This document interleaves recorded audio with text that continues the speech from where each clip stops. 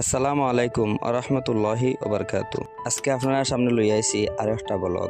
অনেক দিন পরে একটা ব্লগ আপনারা সামনে উপস্থাপন করলাম। বড় ভাই সেলিম আহমদ ড্রাইভারি পেশা সৌদি আরবের মধ্যে প্রবাসী মাত্র ফারিদিরা।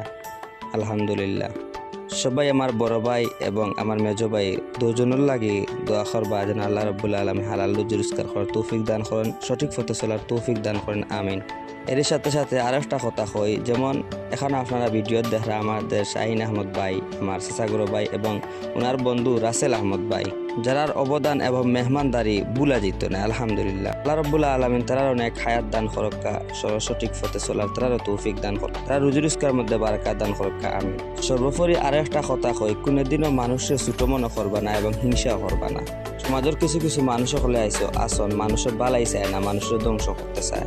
তো যাই হোক, অনেক মানুষে অনেক সিস্টেমে চাইছিল আমরার মধ্যে সমস্যা করতো, কিন্তু আলহামদুলিল্লাহ আল্লাহ রাব্বুল আলামিন আমরার উপর রাজি হওয়ার কারণে আমার ভাই সম্পূর্ণ সব কাজ পরিপূর্ণ হয়েছে। যাই হোক, যেখান খোফালো আছে এখানেও গটিয়া যাইব, কেননা ভালো মন্দ যা কিছু হয় আল্লাহর তরফ থেকে হয়।